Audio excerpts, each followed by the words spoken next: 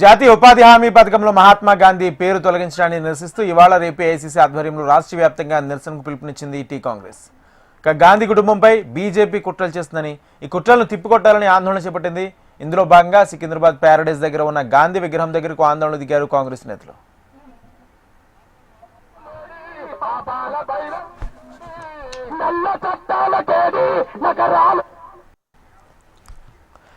జాతీయ ఉపాధి హామీ పథకం మహాత్మా గాంధీ పేరు తొలగించడాన్ని నిరసిస్తూ ఇవాళ రేపు ఏఐసీసీ ఆధ్వర్యంలో రాష్ట్ర వ్యాప్తంగా నిరసనకు పిలుపునిచ్చింది టీ కాంగ్రెస్.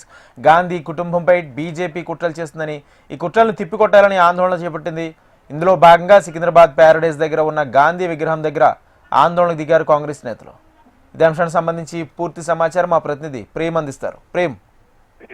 రాజేంద్ర, మీరు అన్నట్టుగా ఏదైతే దేశవ్యాప్తంగా నిరసనకు పిలుపునిచ్చింది కాంగ్రెస్ పార్టీ, ముఖ్యంగా బీజేపీ అధికారంలోకి వచ్చినట్టు నుండి కూడా కాంగ్రెస్ రూపురేఖలు ఎక్కడ కూడా దేశవ్యాప్తంగా కనబడకుండా ఉండాలని, వైపు దేశవ్యాప్తంగా ఉన్నటువంటి మహనీయులు, గాంధీ కుటుంబంలో ఉన్నటువంటి మహనీయులు అయితే ఎవరైతే ఉన్నారో, నెహ్రూ గాంధీ, లేకపోతే ఇందిరాగాంధీ, రాజీవ్ గాంధీ ఉన్నటువంటి వీరి చరిత్రను చెరిపేసే ప్రయత్నం చేస్తుందని చెప్పి కూడా దేశవ్యాప్తంగా కాంగ్రెస్ నిరసన చేస్తుంది.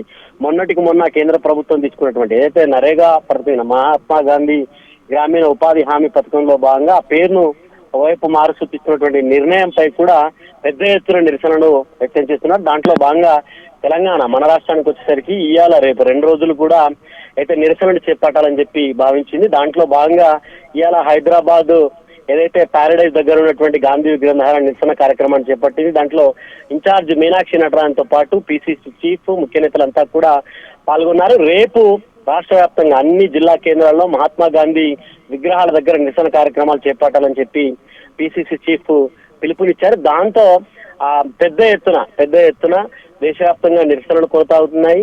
మన రాష్ట్రంలో కూడా ఎట్లాగైనా ఖచ్చితంగా పేరు మార్పు నిర్ణయాన్ని థ్యాంక్ యూ ప్రేమ్.